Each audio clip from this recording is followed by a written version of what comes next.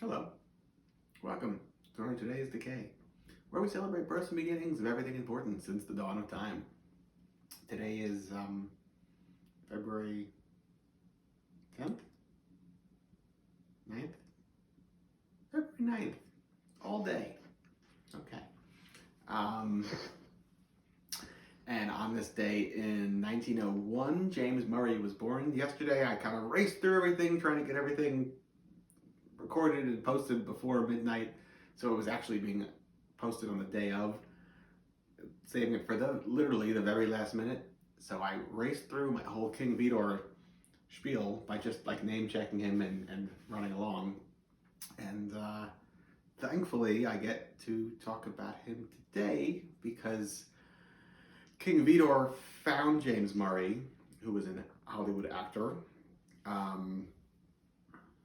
Ran into him on the street. He was not an actor. He was a would-be performer who was, I think, doing just background work on sets. And Vidor was doing a new film called The Crowd, and he didn't want like Hollywood names and faces to be in it. He wanted the audience to see the film and not connect like, hey, that's Marlene Dietrich or Greta Garbo playing, some working class person, but rather like just struggling human beings. Because this movie, The Crowd, as I was saying yesterday quickly, is this really great snapshot of this person or this couple's life, and he wanted the story to speak for itself and not like have a big celebrity person involved with it. So he did it. James Murray wound up being a huge success because of the movie, and couldn't really deal with it. He was in a couple more movies afterwards. One is Where East is East, co-starring Lupe Velez and Lon Chaney Sr. A handful of other movies, but basically he just couldn't make it to the set on time because he was drinking constantly and couldn't hold it together. And even though this was like his dream, was to become like a big Hollywood star, the pressure was too intense for him, and he would like literally be found like dead drunk,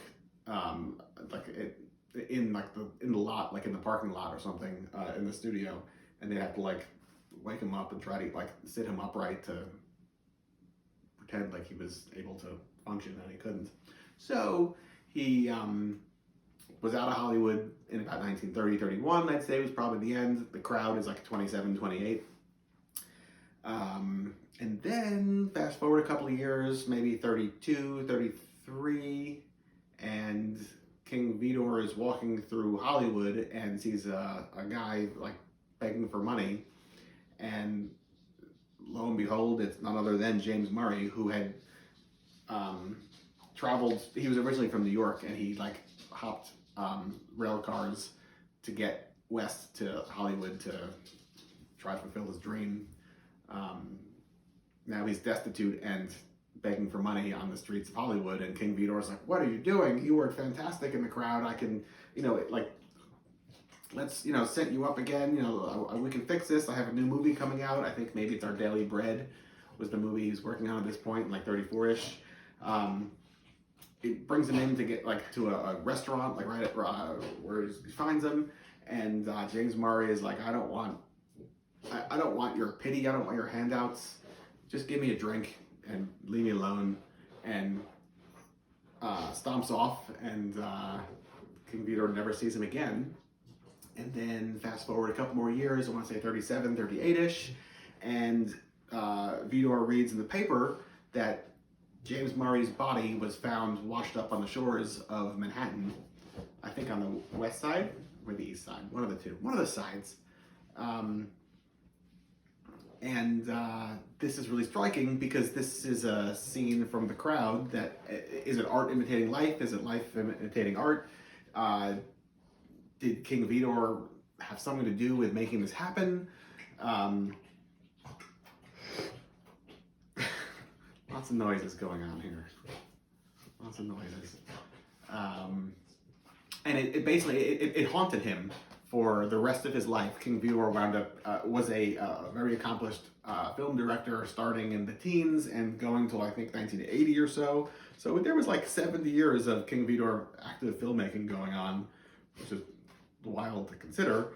And throughout that whole time, from say 38 onwards, he was actively campaigning to get a James Murray like docu movie made, like his life story, and was never able to see it to completion. But basically, this story haunted him. He felt like he was partially responsible for this happening, even though it all comes down to James Murray in the end.